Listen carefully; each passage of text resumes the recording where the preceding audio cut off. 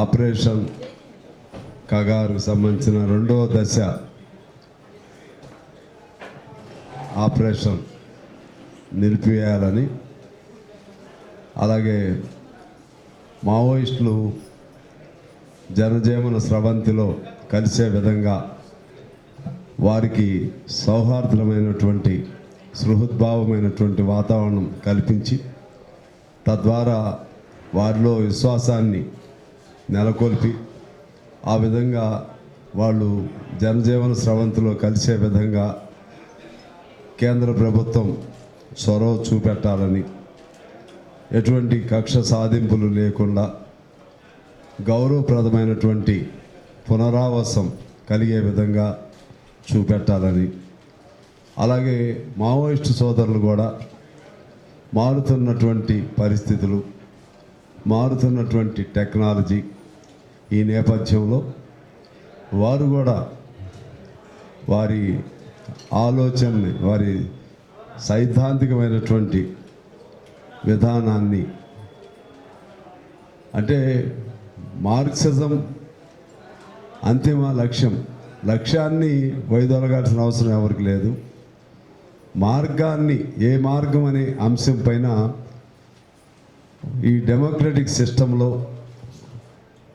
ఎవరి మీద ఎవరు మనం ఆదేశించలేము, కానీ ఆ వైపుగా ఆ సాయుధ పోరాటం అనే అంశాన్ని విడనాడి నేపాల్ ఇంకా అనేక దేశాల్లో లాగా ప్రధాన స్రవంతిలో కలిసి రావాలని ఈ డిమాండ్స్ పైన ఇవాళ ఈ రౌండ్ టేబుల్ సమావేశం జరుపుతున్నాం. ఈ సమావేశానికి పెద్దలు మన తెలంగాణ ప్రీతమ నేత కోదండరామ్ గారు, అలాగే చలపతి గారు, రమా గారు, అదేవిధంగా గోవర్ధన్ గారు, ఇంకా రాజా రమేష్, జానకిరామ్, నా ఇంకే చూస్తాడు, చెప్తా అందరి పేర్లు చెప్తా, నువ్వు అడావుడి పడకు. అదే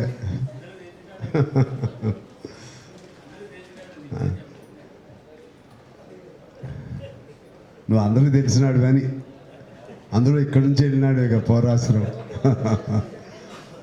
మా ఈటి నరసింహ రాష్ట్ర సహాయ కార్యదర్శి బోస్ గారు, శ్రీరాములు గారు, ఇంకా ఇతర పెద్దలు చాలామంది ఉన్నారు.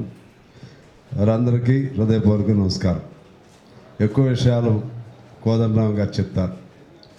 మనం ఈ కార్యక్రమం పెట్టాలనుకున్నప్పుడు అప్పటికి ఒక భయానకమైనటువంటి హంటింగ్, మళ్ళీ సెకండ్ ఫేజ్లో ఆపరేషన్ కగార్ సెకండ్ ఫేజ్ ప్రారంభించి ఒక భయానకమైన వాతావరణాన్ని కల్పించిన ఆ తరుణంలో కోదండరామ్ గారు, మన హరగోపాల్ గారు, వారు నాతో సూచన చేసి ఎట్లా దీనిపైన మనం స్పందించవలసిన అవసరం ఉందని వారు చెప్పడం జరిగింది.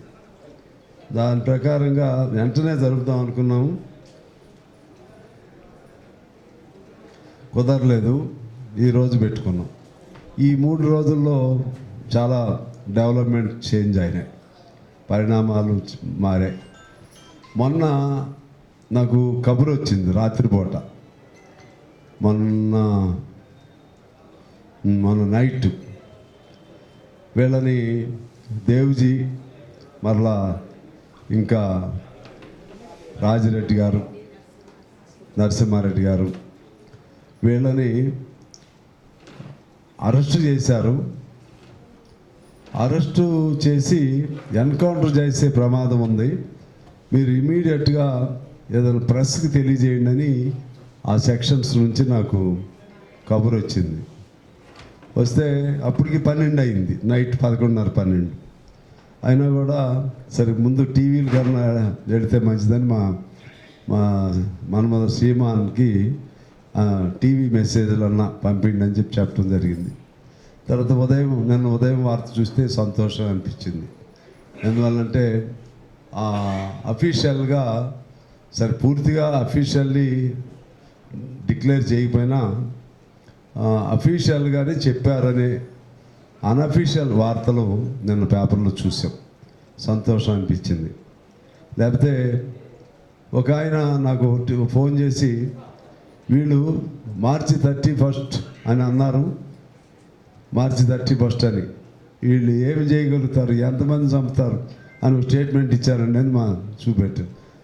ఏమైనా వాళ్ళు లోపల ఉండే అల్లాడిపోతుంటే మనం ఆడుకుంటామా, ఇంకా రెచ్చగొడతామా? పౌరుషం ఉండాల్సిందే. ఇప్పుడు పౌరుషం ఆ దశ కాదు, మనం స్మూత్గా ఆ వార్త తీసేపిచ్చా.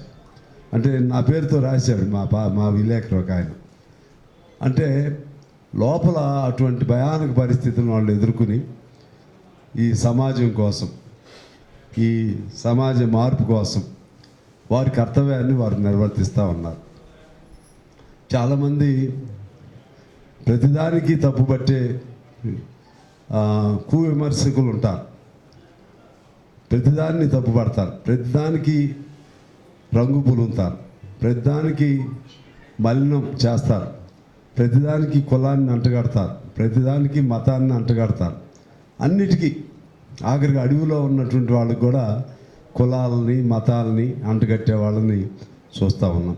నేను ఒకటే సమాధానం చెప్పేవాడిని, అవునయ్యా కులం అనేది ఉంటే అదే పెద్ద కులం వాళ్ళు మన ఎన్కౌంటర్ చచ్చిపోయారు కదా, రామకృష్ణ వాళ్ళ అబ్బాయి చంపేశారు కదా, వాళ్ళకి ఏం కర్మ పట్టింది? కులం అని, కులం అందులో కూడా అగ్రకులం ఆధిపత్యం, ఇందులో అగ్రకులం, కుల ఆధిపత్య ధోరణులు ఉంటాయి. కానీ అడవిలో ఉన్న వాళ్ళకి, కమ్యూనిస్టులకి అదే మనకు తెలియని పద్ధతుల్లో వస్తాం. వాళ్ళకు కూడా సుఖాలు ఇంకా బయట ఉండే వాళ్ళకి ఆపాదించినా పర్లేదు, కానీ అడవిలో ఉండే వాళ్ళకి ఆపాదించడం న్యాయం కాదు అని నేను చాలాసార్లు చెప్పాను. ఎందుకంటే అడవిలో వాళ్ళు ఉన్నారంటే అన్నీ సర్వం వదిలేసి ఎండనక వాననక, కాకపోతే ఎక్కడో చోట ఉండొచ్చు, లేదా అండర్ గ్రౌండే కదా అది, ఆ అండర్ గ్రౌండ్లో అన్నీ వదిలేసి ఉంటున్నారు వాళ్ళు. అండర్ గ్రౌండ్లో వదిలేసి ఉండే వాళ్ళకి కూడా ఆపాదిస్తూ ఉంటే మరి ఎప్పుడైనా దొరికితే చంపేస్తారు కదా. ఇప్పుడు ఎంతమందిని చంపేస్తారు చెప్పండి? ఇప్పుడు దీనికి మతం అడ్డం వచ్చిందా? పలానా అగ్రకులం అని వాడు నన్ను బతికాడా? లేకపోతే కింద కులం అణగారిన కులం అని చెప్పి వాడిని మాత్రం చంపారా? చంపే పాలకులకి, చంపే రాజ్య పాలకులకి రాజ్యహింస ముందు అందరూ ఒకటే అని రుజువు అవుతుంది. అందువలన అటువంటి సందర్భం వచ్చినప్పుడు మనలాంటి వాళ్ళం, బయట ఉండే వాళ్ళని కాపాడుకోవాల్సినటువంటి బాధ్యత మన అందరిపైన ఉంది. విధానాలు వేరైనా సరే, వాళ్ళ మార్గం వేరైనా సరే అందరూ కాపాడుకోవాలి. మనందరికీ తెలుసు 52 వరకు ఉమ్మడి కమ్యూనిస్ట్ పార్టీ సాయుధ పోరాట లైనే, సేమ్ లైన్. 52లో ఆ లైన్ విత్డ్రా అవటం జరిగింది. అప్పుడు ఎందుకు విత్డ్రా అయ్యారు? అప్పుడు ఎందుకు అంటే ఆ రోజుల్లో అప్పటికి మనకి నిజాం నవాబు ఈ నైజాంను వదిలేసే వరకు చనిపోయిన వాళ్ళు తక్కువ, ఆ తర్వాత చనిపోయిన వాళ్ళు ఎక్కువ. అంటే అటు నిజాం రజాకారులు, అంటే అప్పటికి ఇంకా రజాకారులు ఇంకా కొనసాగుతూనే ఉన్నారు. ఆయన 1948 సెప్టెంబర్ 17న అధికార మార్పిడి జరిగినప్పటికీ తర్వాత పోరాటం 52 వరకు జరిగింది. ఆ పోరాటంలో రజాకారులు ఉన్నారు, మిలిటరీ దళాలు ఉన్నాయి. అందరూ కలిసి ఎవరి మీద పడ్డారు? కమ్యూనిస్టుల మీద పడ్డారు. ఆ కమ్యూనిస్టుల మీద పడ్డప్పుడు వందల మందిని అప్పుడు చంపేశారు. మనం చెప్పే 4,500 మందిలో ఎక్కువ మంది మరణించింది ఎప్పుడంటే తర్వాత, అంటే అంతకుముందు సహకరించారు, తర్వాత సహకరించలేదు. ఎవరైతే సహకరించారో, ఎవరైతే కొంగుసాటు పట్టి కన్నబిడ్డల్లాగా కాపాడారో వాళ్ళే పట్టించారు. ఆ తర్వాత మనం చరిత్ర చదువుకున్నాం. అంటే అర్థం ఏంటి? తర్వాత సోవియట్ యూనియన్ అప్పుడు అది కమ్యూనిస్ట్ పార్టీ పాలనలో ఉన్న దేశం, అగ్రగామి దేశంగా ఉంది. ప్రపంచంలో కమ్యూనిస్ట్ పార్టీలకి చేదోడు వాదోడుగా ఉన్నటువంటి అక్కడికి వెళ్ళాల్సి వచ్చింది. చంద్రరాజరావు గారు, బసప్పన్నయ్య గారు, అదేవిధంగా ఇంకెద్దరు మన అజయ్ ఘోష్, ఇంకొకడు సుందరయ్య గారు లేరు అనుకుంటా అందులో. మొత్తం మీద 4 వెళ్తే వాళ్ళు కూడా చర్చించి మీ పరిస్థితులు వేరు, మీకున్న బలగం వేరు, కేంద్రానికి ఉన్న బలగం వేరు, అప్పుడు మీకు ఇచ్చిన సపోర్ట్ వేరు, ఇప్పుడు సపోర్ట్ తగ్గుతుంది. ఈ దశలో మీరు అది ఒంటెత్తు పోకడవుతుంది. కాబట్టి సాయుధ పోరాటం కాకుండా మరో రూపంలో మీ ఉద్యమాన్ని కొనసాగించుకుంటే మంచిదని సూచన చేశారు. మనవాళ్ళు కూడా చేసి దాని నుంచి విత్డ్రా అవడానికే చాలా టైం పట్టింది.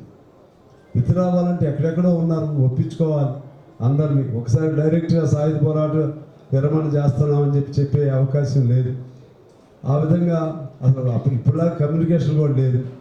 చంద్రరాజరావు గారు ఒక ప్రాంతానికి, సుందరయ్య గారు ఒక ప్రాంతానికి, ఇంకో నాయకుడు ఒక ప్రాంతానికి వెళ్ళి భయం అంతా ఎక్కడెక్కడ దాక్కున్నారో వాళ్ళందరి దగ్గరికి వెళ్ళి వాళ్ళని ఒప్పించి వాళ్ళని నచ్చజెప్పి, అంటే విచిత్రం ఏంటంటే కొనసాగాలన్నాళ్ళే నచ్చ చెప్పడానికి మనకు తిరగాల్సి వచ్చింది.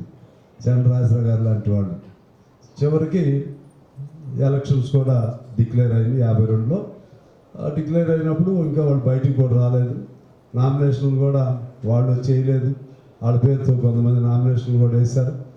అదేవిధంగా అభ్యర్థులు దొరక్క ఒక్కొక్క దొరికిన అభ్యర్థి 2 నియోజకవర్గాల్లో పోటీ చేయాల్సి వచ్చింది.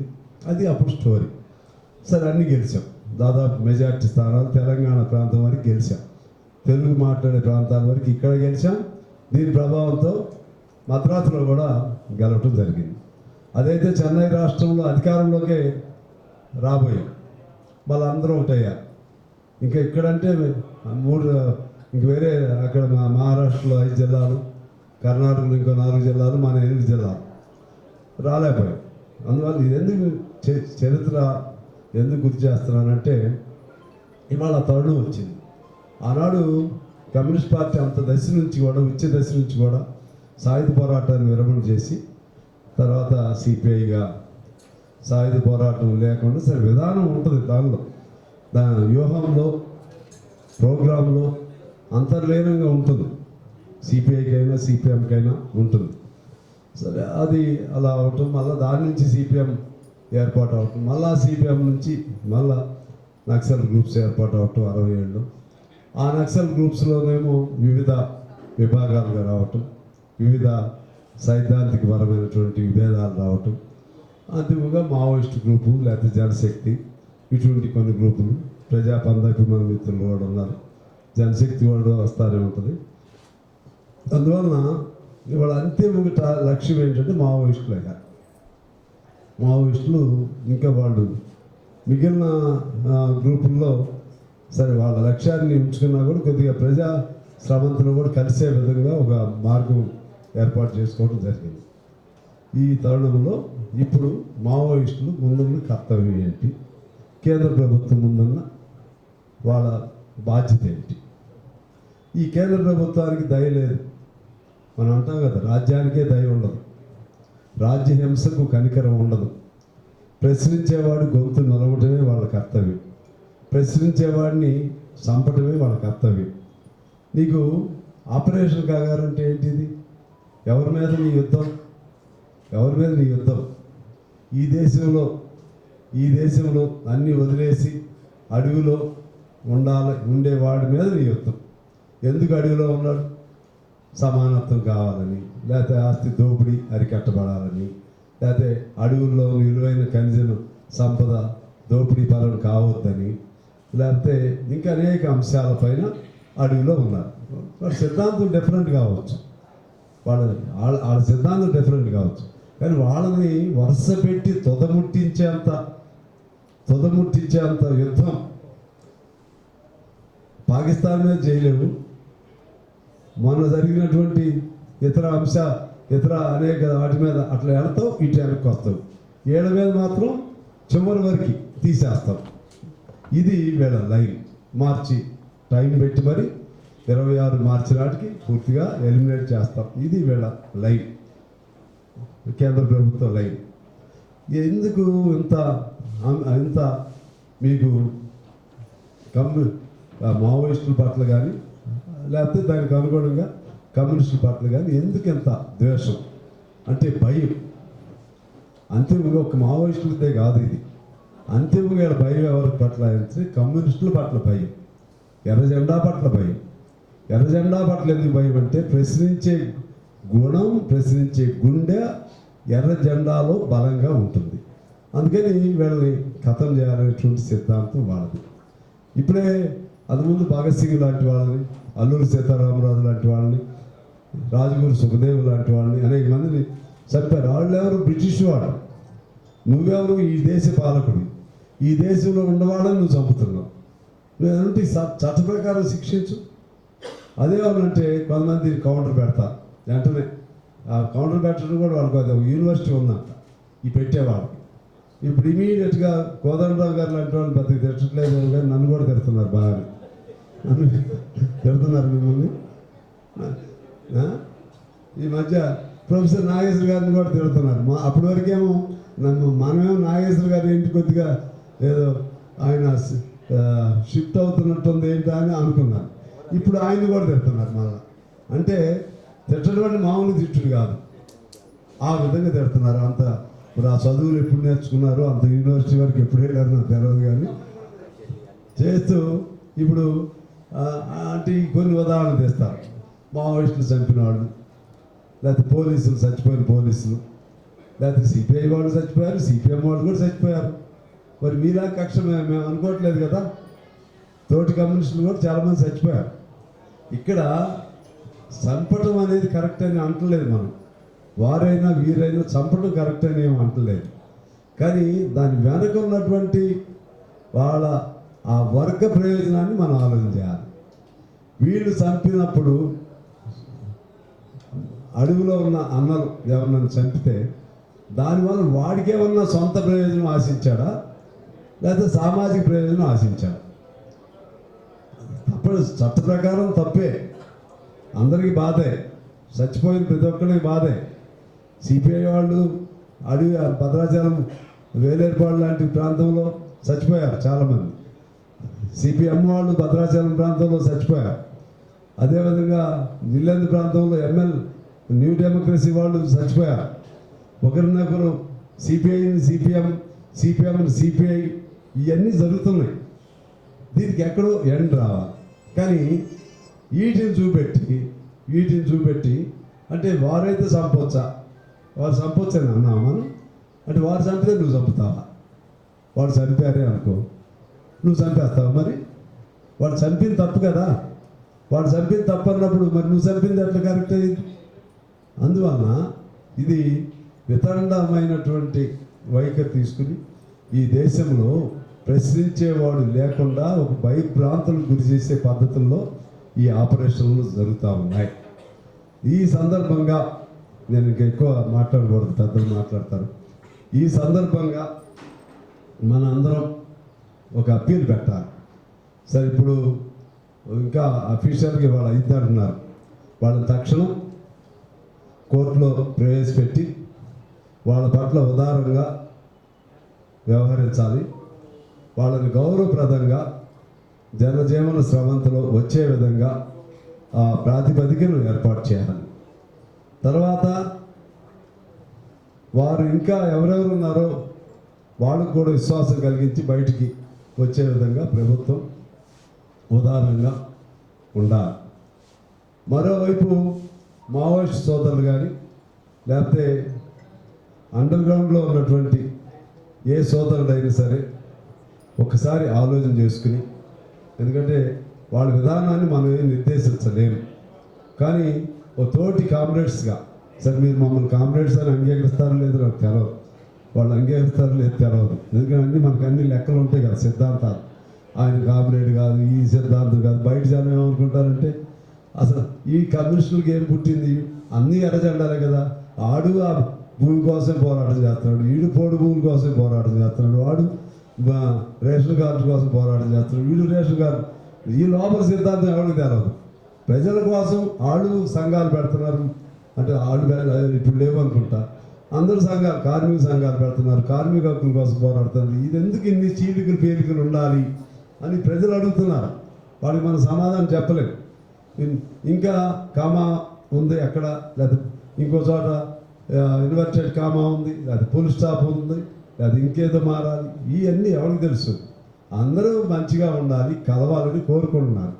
కాబట్టి ఈ క్రమంలో అసలు మీరు కమ్యూనిస్టులే కాదని మమ్మల్ని చాలామంది అన్నారు. మీరు సిపిఐ వాళ్ళు కమ్యూనిస్టులే కాదన్నారు అన్నారు కదా సార్. మేము ఇంకో భాష వాడాం. అంటే మనకి ఇష్టం లేనప్పుడు రకరకాలుగా వస్తాయి. సరే ఆ లోతుకి నేను మాత్రం వెళ్ళను, దయచేసి మన దాని కౌంటర్లో చెప్పొద్దు, వాటి జోలికి వెళ్ళట్లేదు. కానీ ఎవరు అన్నా తప్పే, మేము మిమ్మల్ని అన్నా మీరు మమ్మల్ని అన్నా ఎవరు అన్నా, కానీ ప్రజలు అక్కడ చూస్తున్నారు. ఆ ప్రజలకు మనం ఇచ్చే సమాధానం ఏంటి? ఆ ప్రజలు ఏం కోరుకుంటున్నారు? ప్రజలు ఏం కోరుకుంటున్నారంటే అంతిమంగా మీ సిద్ధాంతాలు రాద్ధాంతాలు మాకు వద్దయ్యా, మీ కమ్యూనిస్టులు అందరూ ఒకటి అవ్వండి, కమ్యూనిస్టు జెండాలన్నీ ఒకటి అయ్యి ఎర్ర జెండా ఒకటే ఉండాలి, అది ప్రజలు కోరుకుంటున్నారు. ఇప్పుడు నన్ను కూడా అడుగుతున్నారు, ఇవన్నీ బాగానే చెప్తారు కదా, ఎలక్షన్లు వచ్చేసరికి మరి నువ్వు ఒక గ్రూప్, మీ పార్టీ ఒకటి, ఇంకో పార్టీ ఒకటి, మరి ఉంటాయి, ఖచ్చితంగా ఉంటాయి. ఎర్ర జెండాలన్నీ ఒకటి అయ్యే వరకు కూడా ఖచ్చితంగా ఉంటాయి. మళ్ళా ఆ ఈక్వేషన్లు, ఆ పొత్తులు, ఆ ఎత్తులు, ఎక్కడ ఏదో ఉపయోగం అవన్నీ ఉంటాయి. అందరికీ అవ్వాలని కోరిక ఉంటుంది, కానీ కలవట్లేదు. మేము పంచాయతీల్లోనూ కలవలేకపోయాం, పంచాయతీ ఎన్నికల్లో కలవలేకపోయాం, మున్సిపల్ ఎన్నికల్లో కలవలేకపోయాం, ఎమ్మెల్యే ఎన్నికల్లో కలవలేకపోయాం. దాని అర్థం కలవద్దని కాదు. ఈ ఎప్పటి వరకు ఉంటాయంటే అందరం ఒకటే వరకు కూడా ఉంటుంది, అప్పుడు ప్రాబ్లం ఉండదు. కాబట్టి అజ్ఞాతంలో ఉన్నటువంటి మావోయిస్టు సోదరులు కూడా బయటికి వచ్చిన తర్వాత అయినా మరలా మీ సమావేశాలు జరుపుకుని ఒక మంచి విధానాన్ని చేపట్టి అందరం, ఇది మంచి తరుణం, కమ్యూనిస్టులు అందరూ కలిసేటువంటి ఒక తరుణం ఇప్పుడు వచ్చింది. బాధలో నుంచి, కష్టాల్లో నుంచి, అదేవిధంగా ప్రభుత్వ హింసలో నుంచి, ప్రభుత్వం చేసేటువంటి మారణ కాండ నుంచి, మారణ మానవ హోమం నుంచి మనం బయటపడి మళ్ళీ మనకంటూ మార్గం, ప్రత్యామ్నాయ మార్గాన్ని ఆలోచన చేసుకునే తరుణం ఇదని నేనుగా వ్యక్తిగతంగా భావిస్తూ ఆ వైపుగా ఇప్పుడు మనం రెండే ఈ అంశాల మీద, ఒకటి తక్షణం కేంద్రం మిగిలిన వాళ్ళని కూడా, ఇక ఆపరేషన్ కాగారు పేరుతో మెయిన్ వాళ్ళందరూ దొరికారు కాబట్టి మిగిలిన వాళ్ళని కూడా బయటికి తీసుకుని వచ్చి వాళ్ళతో సంప్రదింపులు జరిపి వాళ్ళకు విశ్వాసం కల్పించవలసిన బాధ్యత ఒకటి. రెండోది, మన సోదరులు కూడా వారి ఆలోచనని కొద్దిగా సడలింపు చేసుకుని ఒక నూతన పంథా వైపు వారు కూడా రావాల్సిన అవసరం ఉందని ఈ రెండు డిమాండ్స్ పెడుతూ, అలాగే వరవరరావు గారు ఇంక ఇటువంటి వాళ్ళు చాలామంది పైన వాళ్ళ పైన ఉన్న కేసులు, వాళ్ళ వయస్సు, ఆయన ప్రధానమంత్రి చంపడానికి కుట్ర పన్నాడంట వరవరరావు గారు, అది కేసు. అంతేగా, వరవరరావు గారు టీ తాగలేడు, ప్రధానమంత్రి చంపడానికి కుట్ర పన్నాడని పెట్టారు. సాయిబాబు గారు ప్రధానమంత్రి చంపడానికి కుట్ర, అది అటువంటి అక్రమ కేసులని కూడా ఎత్తివేయాలి. అది కూడా మనం ఈ రౌండ్ టేబుల్లో డిమాండ్ చేద్దాం. మనం ఉన్నది కొద్దిమందే ఇక్కడ, కానీ మన వాయిస్, మనం చేసే నిర్ణయం లక్షలాది మంది వాళ్ళ లోపల, వాళ్ళ అంతర్లీనంగా వాళ్ళ మనసులో గూడు కట్టుకుని ఉన్న ఆవేదనకు ప్రతిరూపంగా మనం ఒక నినాదం రూపంతో ఇవాళ తీర్మానం చేసి బయటకు వెళ్లాల్సిన అవసరం ఉందని చెప్పి తెలియజేస్తూ, ఇక్కడ హాజరైన పెద్దలందరికీ మరొకసారి హృదయపూర్వకంగా నమస్కారాలు, కృతజ్ఞతలు తెలియజేస్తూ ఇప్పుడు మా కోదండరామ్ గారు మాట్లాడతారు.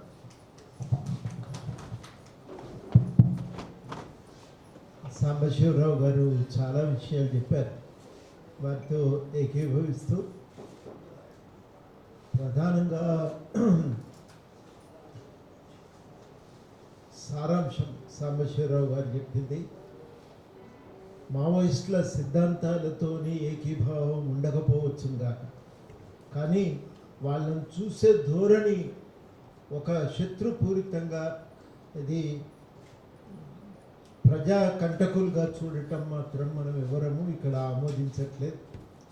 ప్రజల కోసమే నిలబడి ప్రజల కోసమే పనిచేస్తున్నటువంటి వాళ్ళు కాబట్టి అటువంటి వాళ్ళ పట్ల చట్ట ప్రకారంగా ప్రభుత్వం తన వ్యవహార శైలిలో ఏ పౌరుల పట్ల కూడా వ్యవహరించడానికి వీల్లేదు. కానీ ఒక రాజకీయ కార్యకర్తలు కాబట్టి ఆ రాజకీయాల పట్ల ఒక విద్వేషంతో వ్యవహరించడం అనేది తగదు. మనం ప్రధానంగా ప్రభుత్వానికి చేస్తున్న విజ్ఞప్తి ఏంటంటే, ముఖ్యంగా కేంద్ర ప్రభుత్వానికి ఇక్కడ ఈ సందర్భంగా మనం చేస్తున్న విజ్ఞప్తి ఏంటంటే, వాళ్ళ పట్ల వాళ్ళ చట్ట పరిధిలో వ్యవహరించాలి. చట్టాలు ఏం చెప్తున్నాయంటే, ఏ వ్యక్తినైనా వాళ్ళ ప్రభుత్వము చట్టపరంగా లొంగ తీసుకోవటానికి ఎంత బలం అవసరమో అంతే వాడాలి. అంతకు మించిన బలప్రయోగం చేయటము అది చట్ట వ్యతిరేకం. అందుకని ఎన్కౌంటర్లు అనేవి కూడా చెల్లవు. ఆ హత్యల మీద కూడా ఎంక్వైరీ జరపవలసిందే అని కూడా కోర్టు తీర్పులు ఇచ్చిన సందర్భాలు ఉన్నాయి. కాబట్టి ఈ నేపథ్యంలో మనం కోరేది ఏంటంటే, మావోయిస్టులు ఇవాళ ఉన్న పరిస్థితుల్లో వాళ్ళకు కూడా ఇంతసేపు మనం విజ్ఞప్తి చేసినట్టు ఒక లీగల్ మార్గాల్లో పోరాటం కొనసాగించవలసిన అవసరము ఏర్పడింది. ఆ అవసరంతో వాళ్ళ బయటికి రావటానికి సిద్ధపడుతున్నప్పుడు వాళ్ళతో చర్చలు జరపండి, శాంతియుతంగా ఈ సమస్యకు పరిష్కారాన్ని వెతకండి అని మనం ప్రభుత్వాన్ని కోరుతున్నాం. అంటే స్థూలంగా మనం పెడుతున్న 2 సూచనలు ఏంటంటే, ఒక లీగల్ మార్గంలో పనిచేయటానికి వాళ్ళు ఉన్న పరిస్థితుల్లో ముందుకు రావాల్సిందిగా కోరుతూ, అందుకు అనువైనటువంటి పరిస్థితులను కల్పించవలసిన బాధ్యత ఇలా ప్రభుత్వం మీద ఉంది. ప్రభుత్వం ఆ బాధ్యతను స్వీకరించాలి. తప్పనిసరిగా దానికి అనువైన వాతావరణం కల్పించాలి. ఒక శాంతియుతమైన మార్గంలో ఇది పరిష్కరించడానికి పూనుకోవాలని చెప్పి మనం ప్రభుత్వానికి విజ్ఞప్తి చేస్తున్నాం.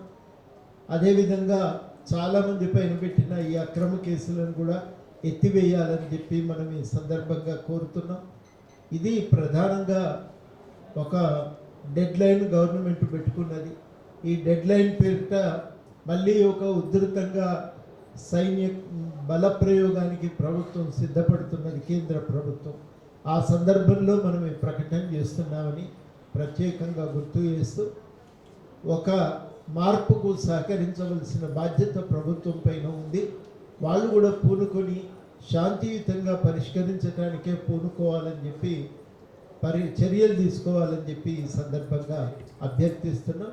ఈ అభ్యర్థన అందరం కలిసి మూకుమ్మడిగా ఇవాళ చేయగలిగితే ఈ సమయంలోనైనా మనం మన కీలకమైనటువంటివి ఒక ప్రాణ నష్టం జరగకుండా మనం కాపాడిన వాళ్ళ మోతం అనేది మనకు ఉన్నటువంటి ఆలోచన. అందరూ కూడా ఈ ప్రకటనను అర్థం చేసుకొని సహకరించాలని చెప్పి మనం కోరుతున్నాం. Thank you. చాలా విషయాలు చెప్తారు అనుకున్నాం కదా సార్. అదే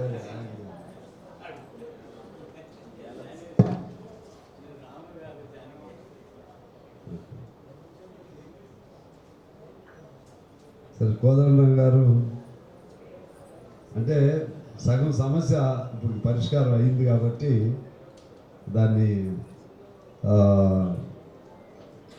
జాగ్రత్తగా దాన్ని ముగింపు చేశారు, ఒక మెయిన్ డిమాండ్ పెట్టి.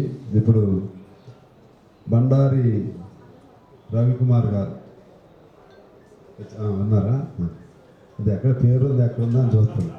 ఆయన ముందు చలపతి గారు మాట్లాడతారు, తర్వాత సిపిఎం నాయకులు రవికుమార్.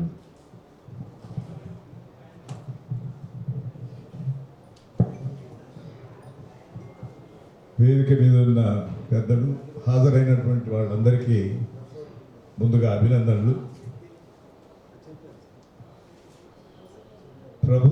కేంద్ర ప్రభుత్వం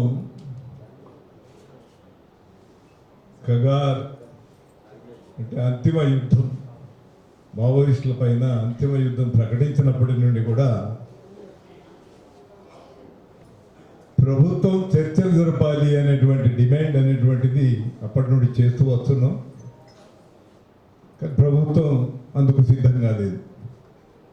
మార్చ్ 2026 ఒక డెడ్ లైన్ పెట్టుకున్నటువంటి కోదమది దాదాపు 1000 మంది పైగా ఎన్కౌంటర్స్ పేరు మీద కానీ లేకపోతే నిర్మూలన పేరు మీద కానీ హత్యాకాండ నరమేధమైతే చేసింది. ఇప్పటికి కూడా ప్రభుత్వం అనేదానికి సరే దయలేదని సాంబశివరావు గారు చెప్పారు. నేను కూడా అదే చెప్తున్నా. రాజ్య హింసకు దానికి సెకండ్ థాట్ అనేది లేదు, రెండవ ఆలోచన లేదు. నిర్మూలన అంటే నిర్మూలన. అంటే ఇప్పటికీ కర్రెగుట్టలు 2 అనేటువంటిది మళ్ళీ కొత్త ఎజెండా అనేటువంటిది వాళ్ళ ముందడికి వచ్చింది. కర్రెగుట్టలు 1 మొత్తం కగారు అనేటువంటి ఎజెండా అనేటువంటి దాని మీద ఒక ప్రాసెస్ జరిగింది. ఇవాళ ప్రధానమైన నాయకత్వం, ఎక్కువ మంది నాయకత్వం అనేటువంటిది దాదాపు లొంగిపోయే భాగం ఉన్నది, తుడిచిపెట్టుకున్న పోయినటువంటి పరిస్థితి ఉన్నది. ఇలాంటి పరిస్థితుల్లో కర్రెగుట్టలు 2 అనేటువంటి అవసరం దేని కొరకు? ప్రభుత్వం ఒక లాస్ట్ ప్రాసెస్, ఎండింగ్లో ఉన్నటువంటి ప్రాసెస్ అయినటువంటిది 2000 మందితోని ఇవాళ కూంబింగ్ ఆపరేషన్స్ అనేటువంటిది చేస్తున్నటువంటిది ప్రధానమైన నాయకత్వం అక్కడ ఉన్నారు, పట్టుకుంటాము అనేటువంటిది కాదు. వాళ్ళు చేస్తున్నటువంటిది టెర్రరైజేషన్ ఆఫ్ వాళ్ళ కేంద్ర ప్రభుత్వం యొక్క టెర్రరైజేషన్, ప్రజల మీద టెర్రరైజేషన్ ఉన్నది. ఇప్పటికీ కింది స్థాయిలో పనిచేసినటువంటి మావోయిస్ట్ ఇన్ఫ్లుయెన్స్డ్గా ఉన్నటువంటి వాళ్ళు చెప్తున్నటువంటి గ్రామ పరిపాలన లేకపోతే జనతన సర్కార్ అనే పేరు మీద ఉన్నటువంటి వాళ్ళందరి మీద, ప్రతి మనిషి మీద నిర్బంధం అనేటువంటిది ఆ రాజ్యహింస చెయ్యాలనుకుంటున్నది. ఈ నెల రోజులు ఆ హింస అనేటువంటి కాండను మావోయిస్టుల ప్రధాన నాయకత్వం ఏరివేత అనే పేరు మీద ఈ దుర్మార్గం ఇంకా కంటిన్యూ చేయాలని అనుకుంటున్నది. ఇది సరికాదు. ప్రజలను టెర్రరైజ్ చేయడం అంటే దేనికి? ప్రజలంతా కూడా సరెండర్ కావాలని. ఒక మావోయిస్టు ప్రధాన నాయకత్వం కాదు, గ్రామాలు, ప్రాంతాలు. ఎందుకంటే మేము చూసాము, తెలంగాణలో చూశాను, సిరిసిల్ల జగిత్యాల ఉద్యమాల్లో చూశాను, గోదావరిలో ఉద్యమాల్లో చూశాను. ప్రజల మీద దాని కంటిన్యూటీ టెర్రరైజేషన్ అనేటువంటిది కొనసాగించడం అనేది మార్చి 26 వరకు పెట్టుకున్నటువంటి గడువు. నక్సల్స్ రహిత, మావోయిస్ట్ రహిత అనేటువంటి ఇంప్లాయిడ్ అండర్స్టాండింగ్ అనేటువంటిది continuity of state terrorism towards people అనేటువంటిది ఇక్కడ ముందుకు వస్తున్నటువంటిది. అంటే ప్రజా ఉద్యమాలు, ఎందుకంటే ఒక రీసెర్చ్ కూడా వేశారు, అసలు ప్రజా ఉద్యమాలు ఎందుకు వస్తున్నాయి, ఆ రీసెర్చ్ అనేటువంటిది నక్సలైట్ ఉద్యమం ఎందుకు వచ్చింది, ఇతర ఉద్యమాలు ఎందుకు వచ్చాయి, ఈ దేశవ్యాప్తంగా ఒక రీసెర్చ్ చేస్తున్నారు.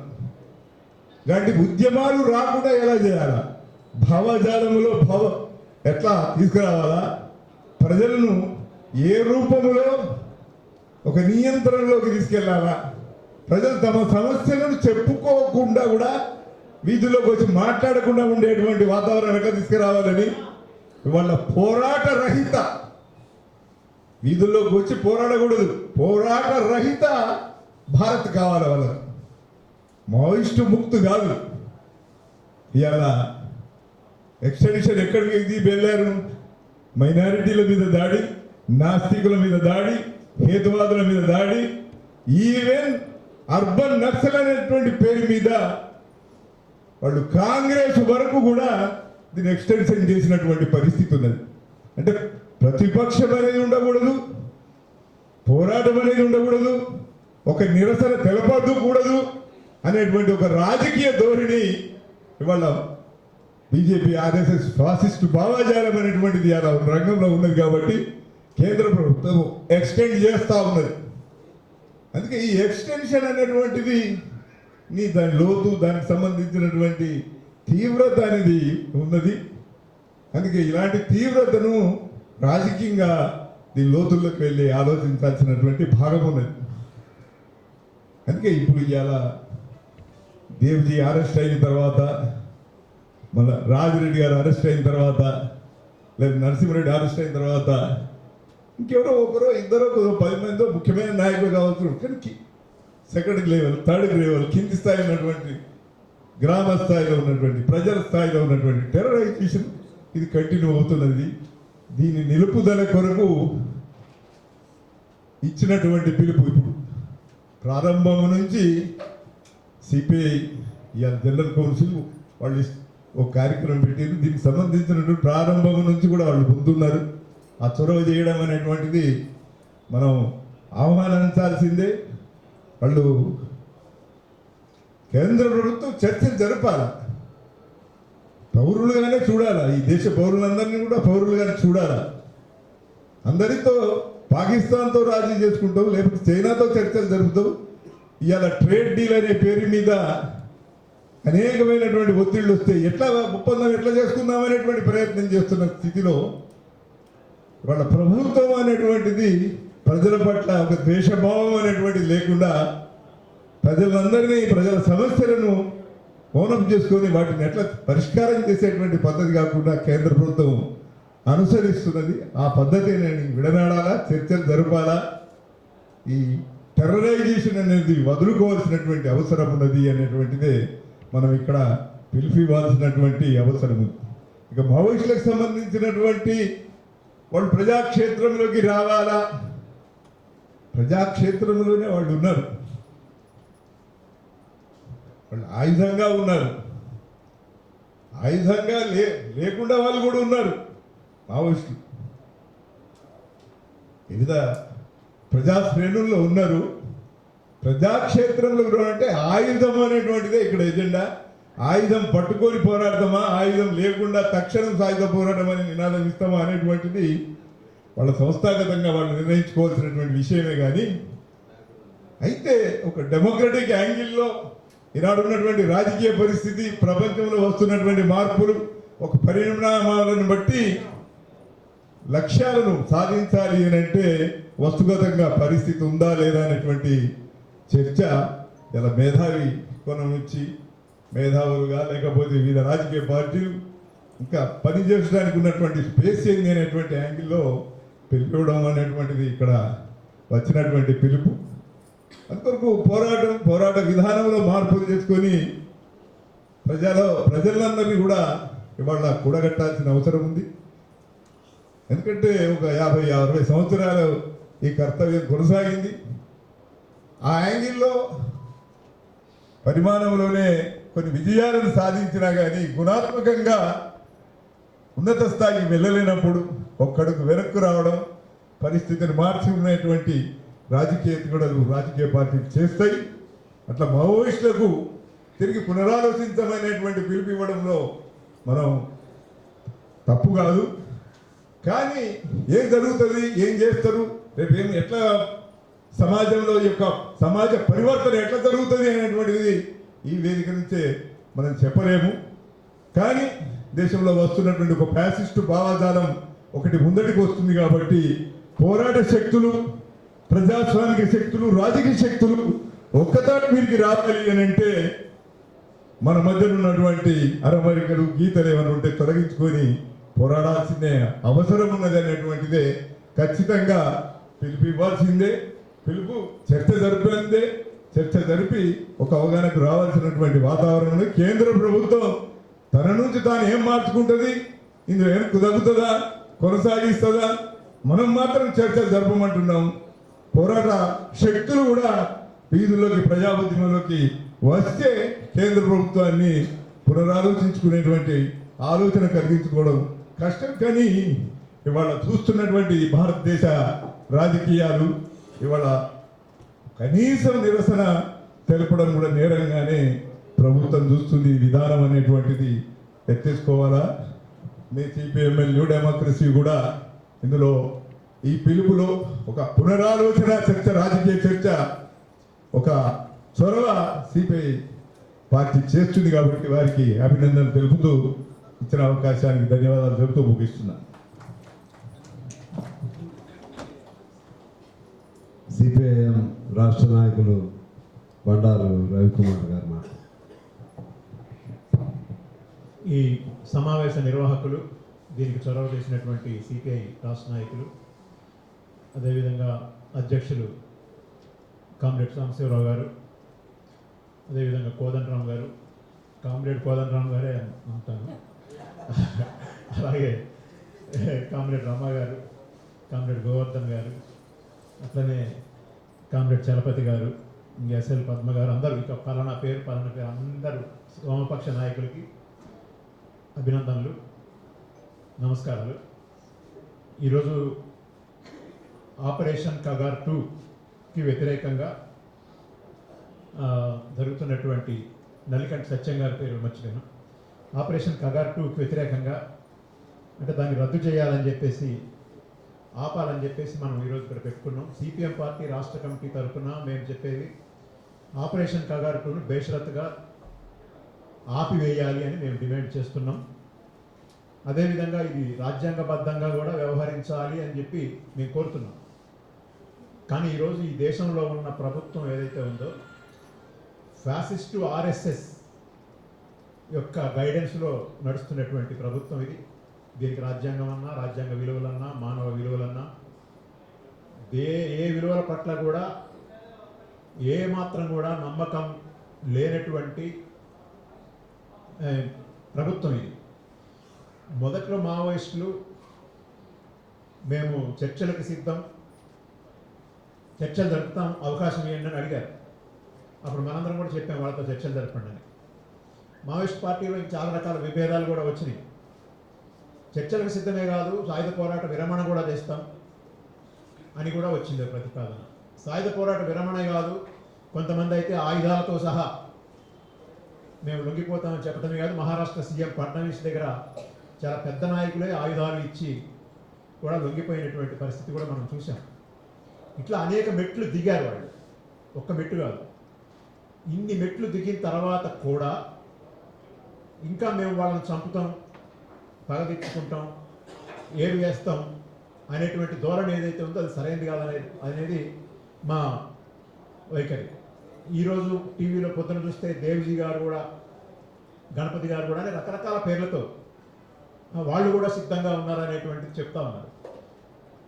ఒక పక్కన ఆరోగ్య సమస్యలతో వచ్చి హిడ్మా గారు కూడా బహుశా ఆయన మీద కూడా కొంతమంది అనొచ్చు, వారు కూడా సిద్ధంగా ఉన్నా కూడా వాళ్ళు చంపారనేటువంటి. అది కరెక్ట్ కాకపోవచ్చు, లేదా వైద్య పరీక్షల కోసం వాళ్ళు విజయవాడ వస్తూ ఉంటే వాళ్ళని ఎక్కడో హాస్పిటల్లోనో ఇంకొక చోట దొరకబట్టి, అడవుల్లో దొరకబట్టామనే పేరుతో ఆయన్ని కూడా మారేడుమిల్లి అడవుల్లో కాల్చి చంపడం కావచ్చు. కాబట్టి ఎన్కౌంటర్ కాని దాన్ని కూడా ఎన్కౌంటర్గా క్రియేట్ చేసి చంపుతున్నటువంటి పరిస్థితి కూడా మనం చూస్తున్నాం. ఇదేదో బీజేపీ మాత్రమే చేస్తుందని కాదు, మమతా బెనర్జీ అధికారంలోకి వచ్చి రావడంతోనే పెద్ద అగ్రనాయకుడు కిషన్జీ మల్లోజుల కోటేశ్వరరావు గారు, ఎలియాస్ కిషన్జీ, వారిని అధికారంలో రావగానే చంపింది, కాల్చి చంపింది. పాపం ఆమె మీద కొన్ని భ్రమలు కూడా ఉండే, కానీ ఆ భ్రమలను పటాపంచలు చేసి తన యొక్క స్వభావం ఏంటి అనేది నిరూపించుకుంది. కాబట్టి మనందరం కూడా గమనంలో పెట్టుకోవాల్సింది ఏంటంటే, ఈరోజు దాకా నాకంటే ముందు మాట్లాడినటువంటి పెద్దలు కూడా చెప్పారు, సాంబశివరావు గారు చాలా ఆవేదన కూడా వ్యక్తం చేశాడు. లెఫ్ట్ పార్టీల యొక్క ఐక్యత, ప్రజా పోరాటాలు, దీనికి సంబంధించి మనం ఎలా ఉన్నా మన శత్రువు అయితే మనం కలుపుతున్నాడు. ఏంటంటే వాడు బుల్డోజ్ చేస్తున్నాడు. వాడు మామూలు శత్రువు కాదు కదా, ఏదో మామూలుగా ఉండేటువంటి ఆర్డినరీ బుర్జువా పార్టీ అయితే వాళ్ళ తరహాలోనే వాళ్ళు మన మీద దాడి చేసేవాళ్ళు. కానీ ఇది ఆర్ఎస్ఎస్ నాయకత్వంలో ఉన్న ప్రభుత్వం కాబట్టి వాళ్ళు నువ్వు నేను అనే తేడా లేకుండా ప్రతి ఒక్కళ్ళని కూడా చాలా దుర్మార్గంగా అణిచిపారేస్తున్నటువంటి పరిస్థితి మనం చూస్తూ ఉన్నాం. కాబట్టి ఈ పరిస్థితులలో అనివార్యంగా మరి ఎలక్టోరల్ పాలిటిక్స్లో ఏముందనేది పక్కన పెడితే లెఫ్ట్ ప్రజా సంఘాలన్నీ ఒక వేదిక మీదకి రావాల్సిన పరిస్థితులు కూడా కనపడుతున్నాయి తెలుగు రాష్ట్రాల్లో కూడా. మనం చూసే ఆంధ్ర యూనివర్సిటీలో ఈరోజు ఎస్ఎఫ్ఐ, ఏఎస్ఎఫ్ పిల్లలు, అట్లనే మిగతా వాళ్ళందరూ కూడా, లేదో పీడిఎస్యు కానీ ఇంకా ఇతర అనేక డిఎస్ఓ కానీ, మొత్తం వామపక్ష విద్యార్థి సంఘాలన్నీ రెండు తెలుగు రాష్ట్రాల్లో ఒక్క త్రాటి మీదకి రావాల్సినటువంటి అవసరం కనపడతా ఉంది. మనం గనక దాన్ని గుర్తించకపోయినా గుర్తింపజేసే పరిస్థితుల్లో శత్రువు కూడా ఉన్నాడు. డైరెక్ట్గా ఆర్ఎస్ఎస్ వాడు ఆంధ్ర యూనివర్సిటీలోకి వచ్చి శాఖ సమావేశం పెట్టి 200-300 మంది గూండాలతో దాడి చేసిన తర్వాత ఇలా సోషల్ మీడియా మొత్తం వాళ్ళు చేస్తున్న కౌంటర్ దాడి ఏంటంటే లెఫ్ట్ విద్యార్థి సంఘాలే మా మీద దాడి చేసినాయి అని చెప్పి వాళ్ళు దారుణమైనటువంటి ట్రోల్ చేస్తున్నటువంటి పరిస్థితులు మనం చూస్తా ఉన్నాం. కాబట్టి ఎస్ఎఫ్ఐ మీద వచ్చిందా, ఏఎస్ఎఫ్ మీద వచ్చిందా, పీడిఎస్ మీద ఇంకో రోజు వచ్చిందా, డిఎస్ఓ మీద ఇంకో రోజు వచ్చిందే కాదు, అందరి మీద వస్తుంది. ఒక రోజు వెనక ఒక రోజు ముందు అందరి మీద వస్తుంది. వచ్చిన తర్వాత కాదు, ఆల్రెడీ మనం విద్యార్థి సంఘాలని, యువజన సంఘాలని, మన ట్రేడ్ యూనియన్లు చాలా గరిష్ట స్థాయిలో ఐక్యతని ప్రదర్శించి 30 కోట్ల మంది కార్మిక వర్గాన్ని ముందుకు తీసుకొచ్చి నడిపించి మనం సమ్మెను జయప్రదం చేసినప్పుడు లేబర్ కోడ్లకు వ్యతిరేకంగా ఒక బ్రహ్మాండమైనటువంటి వాతావరణం వచ్చింది తెలుగు రాష్ట్రాల్లో కూడా. తెలుగు రాష్ట్రాల్లో మనం ఎందుకు ప్రత్యామ్నాయం కాకూడదు అనేటువంటిది విధానాల పరంగా మనం ఆలోచించగలిగితే ఈ ఎన్నికలు, ఓట్లు, పొత్తులు, చిత్తులు ఎంత పక్కన పెడితే మనం ప్రజా సమస్యల మీద పోరాడు. ఇప్పుడు మా తెలంగాణ రాష్ట్రానికి చాలా పెద్ద ప్రమాదం వచ్చింది ఏంటంటే విద్యుత్ సంస్కరణ. వాడు తీసుకొచ్చినటువంటి విద్యుత్ చట్టం కనుక రేపు అమల్లోకి వస్తే తెలంగాణ అంధకారం అయిపోతుంది, విద్యుత్ ప్రైవేట్ పరం అయిపోతుంది. దీని మీద బాగా స్పందన వచ్చే అవకాశం ఉంది. అట్లాంటి వాటి మీద కూడా మనం ఆలోచించాల్సిన అవసరం ఉంది. సింగరేణి గనులన్నిటినీ ప్రైవేట్ వాళ్ళకి ఇస్తా ఉంటే రేపు సింగరేణికి బొగ్గు లేనటువంటి సింగరేణిగా మారిపోతుంది. అప్పుడు కూడా విద్యుత్ సంక్షోభం వస్తుంది. తెలంగాణ అంటే సింగరేణి, తెలంగాణ అంటే విద్యుత్తు లేని తెలంగాణను ఊహించలేము. ఇట్లా తెలంగాణకు సంబంధించినటువంటి అత్యంత కీలకమైనటువంటి తెలంగాణ ఊపిరే తీసేటువంటి చర్యలు తీసుకుంటా ఉంటే దాని మీద ప్రజా ఉద్యమాలు ఐక్యంగా నిలబడాల్సినటువంటి అవసరం, ప్రజల్ని మేల్కొల్పాల్సిన అవసరం మన ముందు ఉంటే మనం వాటిని ఇంకా పట్టించుకోకుండా తెలంగాణ సింగరేణి పరిరక్షణ కోసం విద్యుత్ చట్టానికి, ఎందుకంటే ఆర్ఎస్ఎస్ ఎజెండాలోకి పోయి, హిందూ మతం ఎజెండాలోకి పోయి, లేకపోతే విశ్వాసాల ఎజెండాలోకి పోయి, దేవుడి ఎజెండాలోకి పోయి మనం వాటితో కొట్లాడితే మనం డిఫెన్స్లో ఉంటాం. ప్రజలు మనల్ని స్వీకరించే పరిస్థితి లేదు. కానీ విద్యుత్ అనే పేరుతో, సింగరేణి అనే పేరుతో, ప్రజా సమస్యలు అనే పేరుతో, ఆర్టీసీ పేరుతో, విద్య పేరుతో, వైద్యం పేరుతో మనందరం ఐక్యమై ఒక ఆల్టర్నేటివ్ ఎజెండాను ముందుకు తీసుకొస్తే వాడు మన చేతిలో చావు దెబ్బలు తింటాడు. మనం వాడి చేతిలో చావు దెబ్బలు తినటం కోసం వాడి ఎజెండాలోకి విశ్వాసాలు, దేవుడు, మతం ఇటువంటి అన్నీ కూడా ఆ పనికిమాలిన ఇష్యూస్ కాకుండా ప్రజల్ని బాగా వేధించేటువంటి దైనందిన సమస్యలైనటువంటి విద్యా వైద్యానికి సంబంధించినటువంటివి వాటి మీద మనం ఒక కార్యాచరణ, ఇక్కడున్న వామపక్ష పార్టీలందరికీ కూడా మా పార్టీ తరఫున కూడా సూచన చేసేది ఏంటంటే ఈ విద్యా వైద్యం అనేది మొత్తం ప్రజల యొక్క ఆదాయంలో లేదు, వాళ్ళ కుటుంబ ఖర్చులో 60-70% అయిపోతుంది. వాళ్ళ ఉచిత విద్య, ఉచిత వైద్యం మీద మనం ఉద్యమం చేసేదానికి అవకాశం ఉంది. కాబట్టి ఈ విద్యుత్ సంస్కరణలకు వ్యతిరేకంగా తెలంగాణలో కనుక ఒక పెద్ద ఉద్యమం తీసుకొస్తే 2000 సంవత్సరంలో ఇక్కడ కూర్చున్న మనందరం కూడా 2000 సంవత్సరంలో ప్రైవేటీకరణ 26 సంవత్సరాల క్రితమే వెనక్కి కొట్టినటువంటి చరిత్ర ఇక్కడున్న పార్టీలందరికీ ఉంది. మనందరం అందులో భాగస్వాములమే, అందులో దెబ్బలు తిన్న వాళ్ళమే, తుపాకీ గుడ్లకి ఎదురు మనందరం జైల్లో ఉన్న వాళ్ళమే. మరి ఆ పోరాట స్ఫూర్తిని మళ్ళీ మనం ఇక్కడ ముందుకు తీసుకురాగలిగితే ఖచ్చితంగా ఈ 2 తెలుగు రాష్ట్రాల్లో ఆర్ఎస్ఎస్, బీజేపీ శక్తుల్ని మనం ఎంత కొట్టగలుగుతాం. ఇప్పుడు ఇక్కడ మన తెలుగు రాష్ట్రాల్లో, మన తెలంగాణలో కూడా మన శత్రువు ఎవడంటే కాంగ్రెస్ లేకపోతే బీఆర్ఎస్ అని కూడా మనం అనలేము. ఆ 2 పార్టీలు కూడా ఏ మేరకు ఆర్ఎస్ఎస్ వ్యతిరేకంగా నిలబడగలిగితే ఆ మేరకు మనకు మంచిదే. ఎందుకంటే వాళ్ళ వెనకాల కూడా కోట్ల మంది ప్రజలు ఉన్నారు. వాళ్ళని పక్కన పెడదాం. కనీసం మనం లెఫ్ట్ వరకైనా సరే మనం ఏకమై ఒక ఎజెండాను సెట్ చేసి బుర్జువా పార్టీలను కూడా మనం కనుక గట్టిగా సెట్ చేయగలిగితే విద్యుత్ సమస్య మీద ఖచ్చితంగా బీఆర్ఎస్, కాంగ్రెస్ కూడా అదే ఎజెండాలోకి రావాల్సినటువంటి పరిస్థితి వస్తుంది. ఎందుకంటే అది బీజేపీ వ్యతిరేక ఎజెండా. కాబట్టి బీజేపీ వ్యతిరేక ఎజెండాలు తెలంగాణ రాష్ట్రంలో చాలా ఉన్నాయి. వాటిని మనం పట్టుకోవాలి. ఆ పేరుతో మనం వాటిని ఏకం చేయాల్సినటువంటి అవసరం ఉంది. ఎందుకంటే ఈరోజు మావోయిస్టు పార్టీ గురించి, అదే కగారి గురించి మనందరం ఆలోచిస్తున్నాం. ఇక్కడ వాళ్ళ బాధితులు కానివ్వడం లేదు.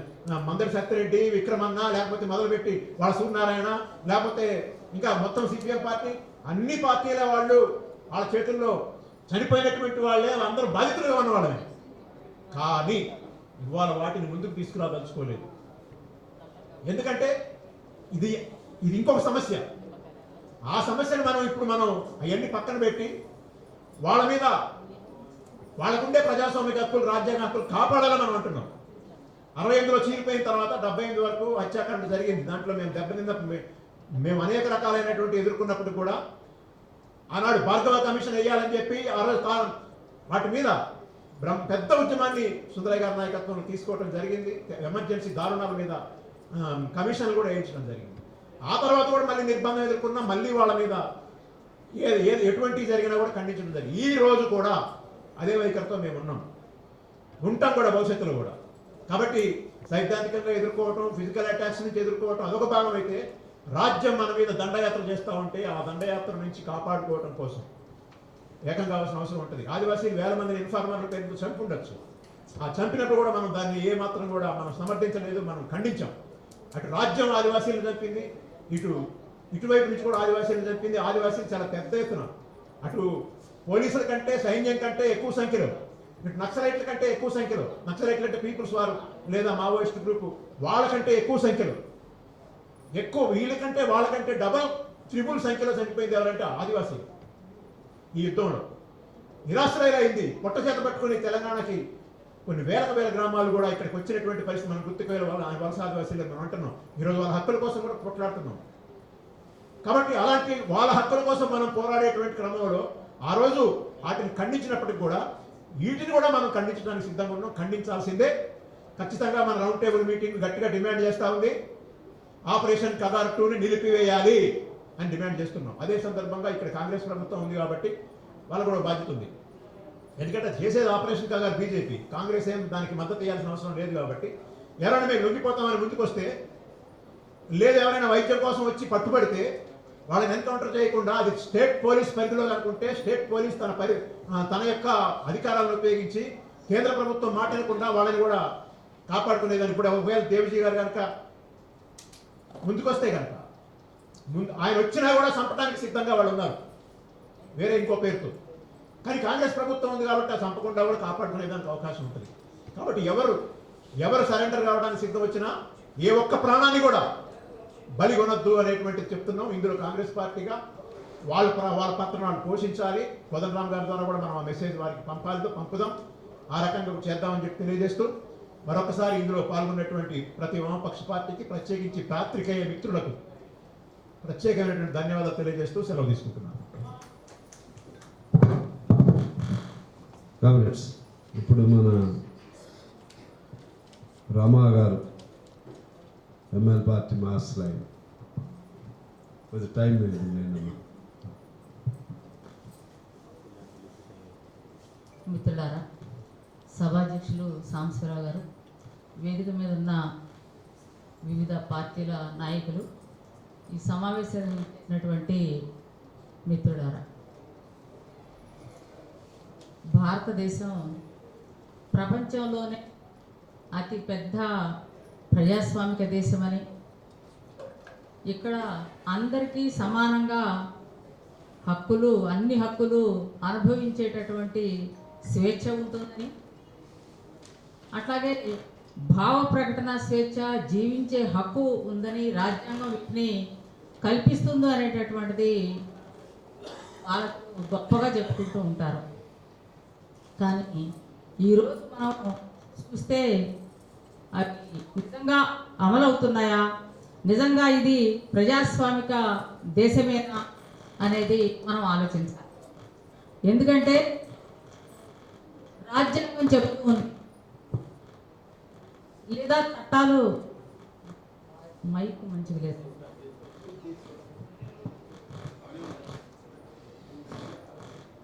అట్లాగే రాజ్యాంగం చెబుతూ ఉంది ఎవరైనా ఆయుధాలు కలిగి ఉంటే వాటి మీద చట్టరీత్యా చర్యలు తీసుకోవచ్చు అని చట్టాలు చెప్తా ఉన్నాయి.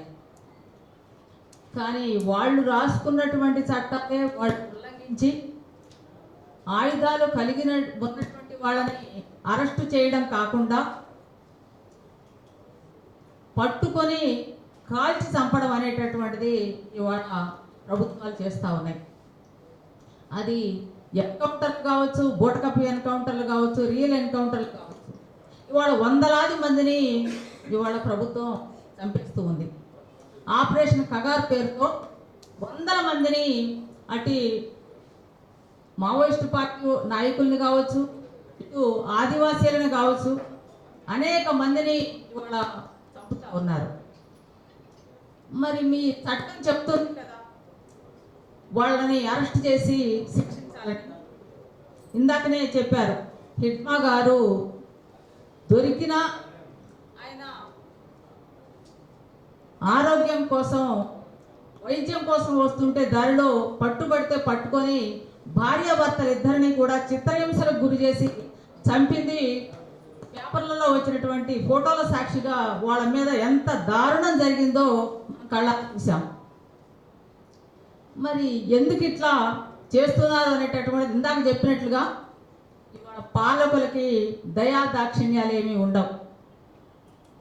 ప్రజలకు అనుకూలంగా మాట్లాడినా, ప్రజల సమస్యలు తీసుకొని పోరాటం చేసినా వాళ్ళు వాటిని సహించరు. అది కాక ఇవాళ మతోన్మాదంతో నిండా మునిగి ఉన్నటువంటి ఆర్ఎస్ఎస్ భావజాలంతో ఉన్నటువంటి బీజేపీ ప్రభుత్వానికి ఇంకా ఇవి మరీ పట్టవనేటటువంటిది మనకు అర్థమవుతా ఉంది. మరి మనమేం చేయాలి? ఇవాళ ప్రభుత్వాలు వాళ్ళకి ఇష్టం వచ్చినట్టుగా వ్యవహరిస్తుంటే మైనారిటీల మీద లేదా ఇతరుల మీద మనం మణిపూర్లో చూసాం ఎంత దారుణాలకు ఒడిగట్టారో, వందల మందిని, వందల చర్చిలని ఎట్లా ధ్వంసం చేశారో మనం చూసాం. అయినప్పటికీ ఇప్పటికీ కూడా వాళ్ళకి ఏ మాత్రము లేదు, దాని మీద ఏమి కిమ్మనకుండా మాట్లాడకుండా ఉంటున్నారు తప్పితే ఏ మాత్రము చెలించకుండా ఉంటున్నారు. అట్లాగే మైనారిటీల మీద, అనేక మంది వ్యక్తుల మీద, సంస్థల మీద పెద్ద ఎత్తున దాడులు జరుగుతూ ఉన్నాయి. అయినా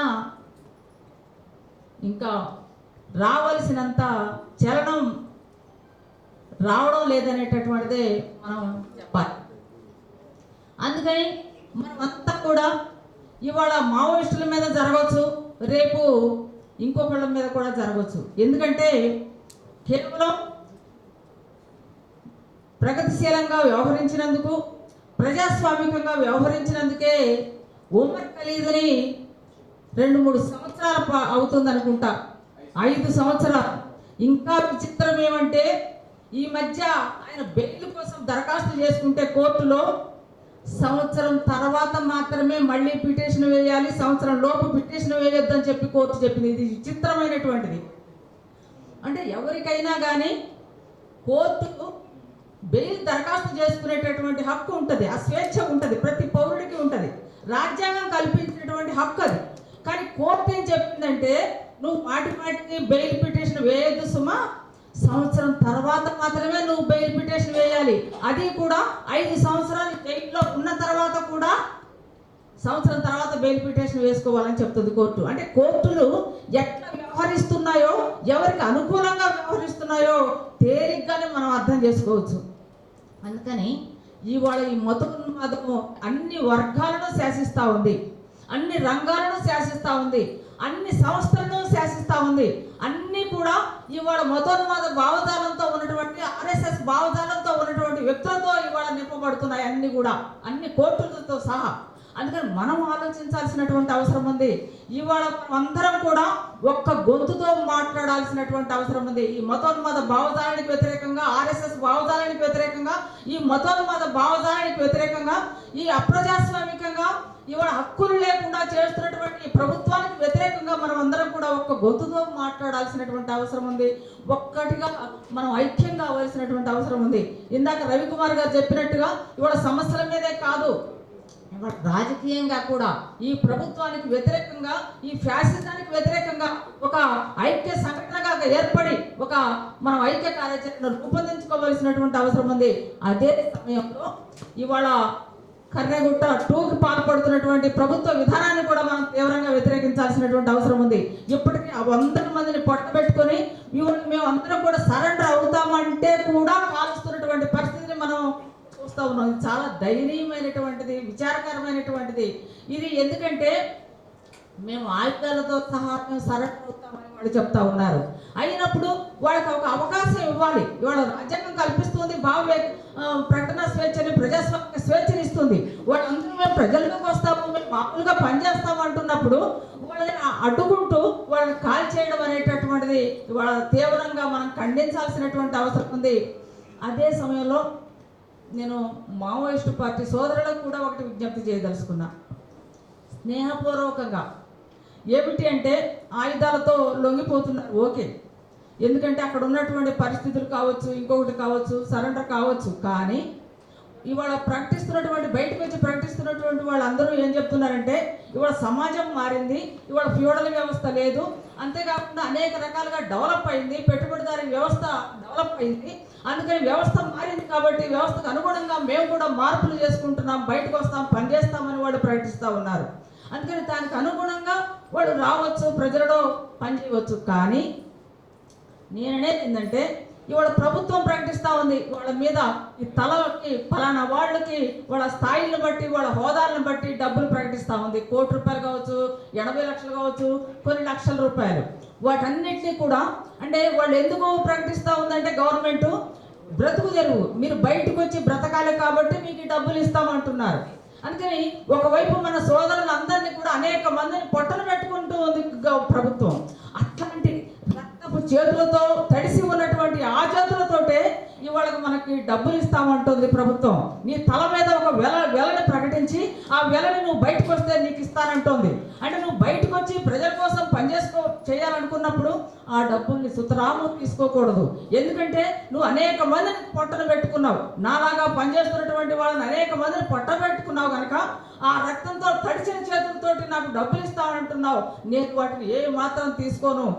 నేను బయటకు వచ్చేది ఎందుకంటే నేను మళ్ళీ రాజకీయాల కోసం బయటకు వస్తున్నా, ఈ పెట్టుబడిదారీ వ్యవస్థను పోల్చడం కోసం వస్తున్నా నేను. అందుకని నీవు ఇచ్చేటటువంటి డబ్బులకు నేను ఆశపడను అనేటటువంటిది ప్రకటించాల్సినటువంటి అవసరం ఉంది. ఎందుకని మిత్రులు ఎందుకో తీసుకుంటా ఉన్నారు. అట్లా తీసుకోవడం అంటే నువ్వు పనిచేయొద్దని చెప్పడం వాళ్ళు. ఇంకా నేను మళ్ళీ పనిచేయాలనుకుంటున్నా కాబట్టి నువ్వు ఇచ్చేటటువంటి డబ్బులు నాకు వద్దు అని ప్రకటించాల్సినటువంటి అవసరం ఉందని నేను మావోయిస్టు పార్టీ ఇప్పుడు సరెండర్ అవుతున్నటువంటి మిత్రులకి నేను స్నేహపూర్వకమైనటువంటి విజ్ఞప్తిని చేస్తూ ఈ కన్నెగుట్ట 2ని వెంటనే విరమించాలని, అట్లాగే వారి మీద పెట్టినటువంటి అంటే నువ్వు బయటకు వచ్చి పనిచేయాలనుకుంటున్నావు, వాళ్ళందరినీ ప్రజాక్షేత్రంలోకి రమ్మంటున్నావు కాబట్టి వాళ్ళ మీద పెట్టినటువంటి కేసులన్నింటినీ కూడా బేషరతుగా విత్డ్రా చేసుకోవాలి. ఎందుకంటే మళ్ళీ వాళ్ళ మీద కేసులు పెట్టి వాళ్ళు రోజు కోర్టుల చుట్టూ తిప్పితే మళ్ళీ పాత ఆలోచనకే వచ్చేటటువంటి అవకాశం ఉంది. అందుకని వాళ్ళ మీద పెట్టినటువంటి కేసులన్నింటినీ కూడా బేషరతుగా రద్దు చేయాలి. వాళ్ళకి మళ్ళీ ప్రజల్లోకి వచ్చి పనిచేసేటటువంటి అవకాశాన్ని కల్పించాలనేటటువంటి విజ్ఞప్తి చేస్తూ సిపిఎం మహాశ్రేయులుగా మేము వారికి స్నేహపూర్వకమైనటువంటి విజ్ఞప్తులు చేస్తూ నాకు ఈ అవకాశం ఇచ్చిన మీ అందరికీ ధన్యవాదాలు తెలియజేసుకుంటూ సెలవు తీసుకుంటా ఉన్నాను. ఇప్పుడు సిపిఐ ఎంఎల్ లిబరేషన్ రమేష్ రాజా గారు.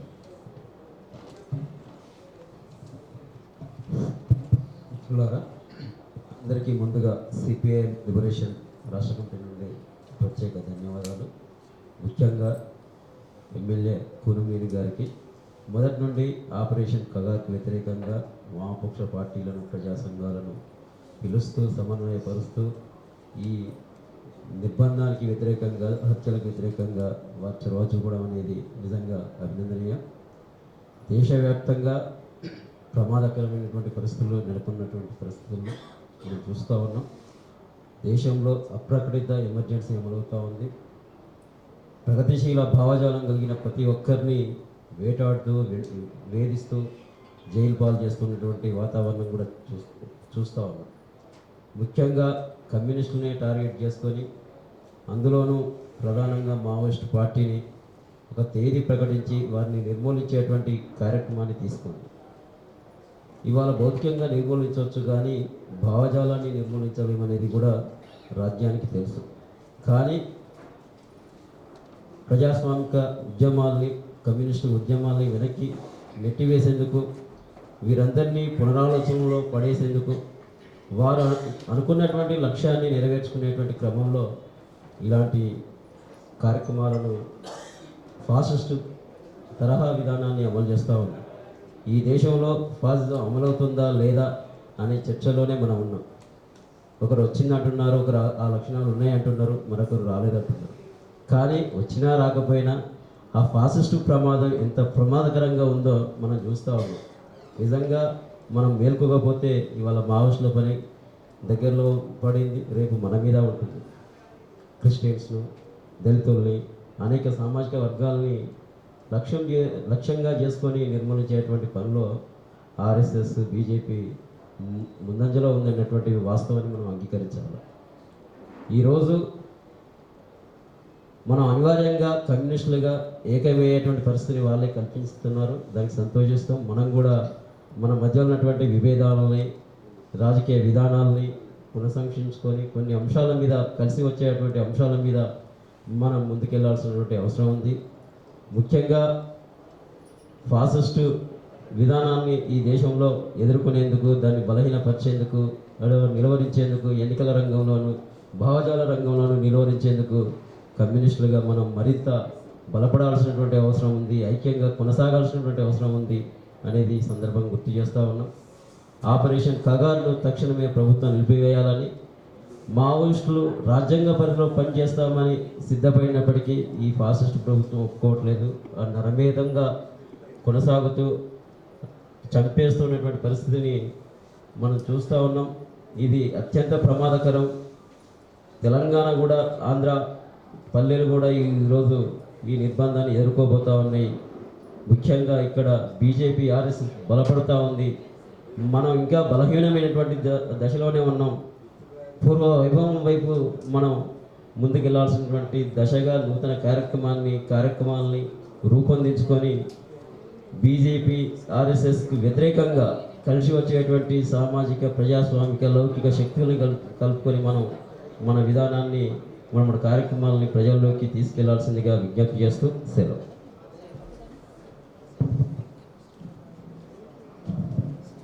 ఇప్పుడు ఆర్ఎస్పి నాయకులు జానకిరామ్ గారు మాట్లాడతారు. సభాధ్యక్షులు సిపిఐ రాష్ట్ర అధ్యక్షులు కుమ్మనేని సాంబశివరావు గారు, వేదిక మీద ఉన్న మిత్రులందరికీ, మిత్రులారా, ఈరోజు భారతదేశంలో మూడోసారి అధికారంలోకి వచ్చిన మతోన్మాద బీజేపీ పార్టీ ఎన్నికలు జరగకముందే న్యాయవాద కోవిదులతోని లక్నో పట్టణంలో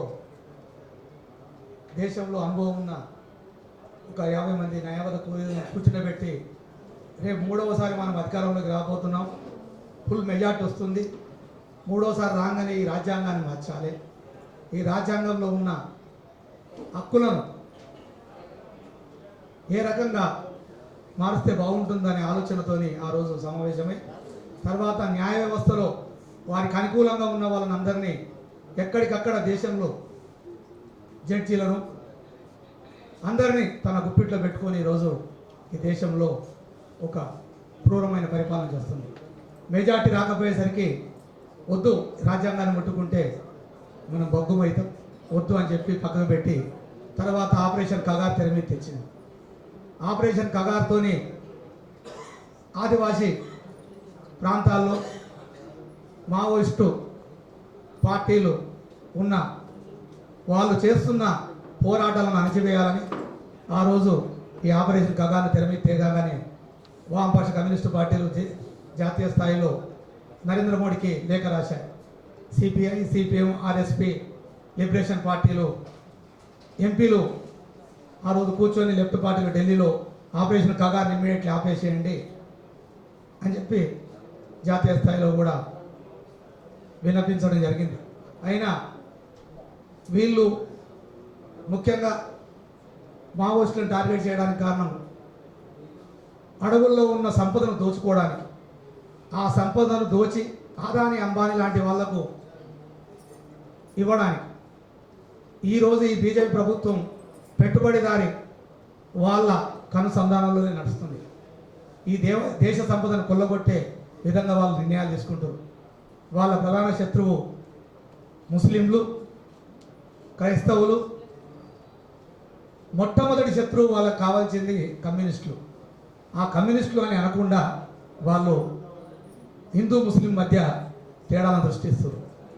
ఈరోజు ఆరోగ్య సమస్యలతోనూ ఇంకొక సమస్యలతోనూ ఈరోజు మావోయిస్టు పార్టీలో పనిచేస్తున్న మిత్రులు వస్తే వారిని అతి దారుణంగా కాల్చి చంపుతున్నారు. మిత్రులారా, ఈరోజు సిపిఐ రాష్ట్ర కార్యాలయంలో ఈ సమావేశం పెట్టడం, రాష్ట్ర ప్రభుత్వం కాంగ్రెస్ ప్రభుత్వం ఉంది కాబట్టి మీ పరిధిలో ఎవరైనా మావోయిస్టులు లొంగిపోయినా దొరికినా వారిని చంపకండి, కోర్టుల ద్వారా వారిని ప్రభుత్వంలో మీరు సానుభూతి చూపించండి. ముఖ్యంగా ఆపరేషన్ కగారును ఆపాలి. అదేవిధంగా మావోయిస్టు సోదరులు ఆలోచించండి, జనజీవన స్రవంతిలోకి రండి.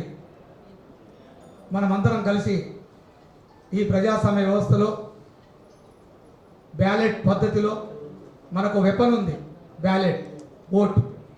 ఆ పద్ధతిలో మీరు జనజీవన స్రవంతిలోకి వచ్చి ప్రజలందరినీ చైతన్యవంతం చేద్దాం.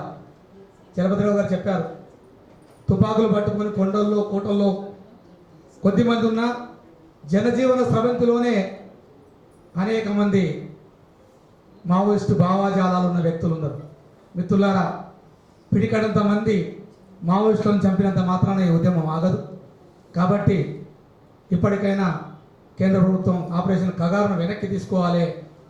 ఈ రాష్ట్ర ప్రభుత్వం కూడా దాని మీద ఒక నిర్ణయం తీసుకోవాలని చెప్పి ఈ సమావేశం ఏర్పాటు చేసిన సిపిఐ వారికి రెవల్యూషనరీ సోషలిస్ట్ పార్టీ తరఫున విప్లవాభివందన తెలియజేస్తూ జై హింద్.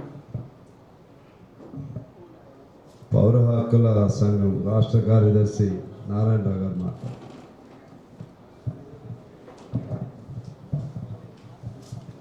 మిత్రులారా, ఆపరేషన్ కగారు స్టార్ట్ అయినప్పటి నుంచి సిపిఐ పార్టీ కరీంనగర్లో కానీ పెద్దపల్లిలో కానీ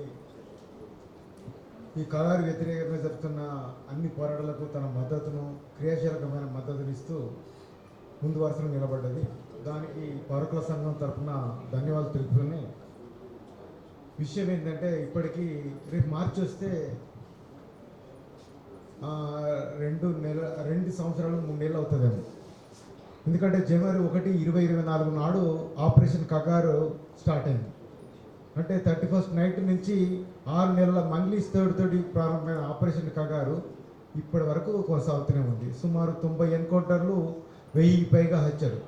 మనం ఆపరేషన్ కగారు ఖచ్చితంగా ఏమనుకుంటున్నామంటే మావోయిస్టుల కోసం ఏర్పాటు చేసిందని మాట్లాడుతున్నాం తప్ప ఈ మావోయిస్టుల కోసం నిర్మూలించడం అనేది వాళ్ళకి అవసరమైంది అనుకుంటున్నాం. కానీ ప్రధానంగా మనందరం గుర్తించాల్సిందంటే మన దేశంలో అన్ని వనరులు ఉన్నాయి.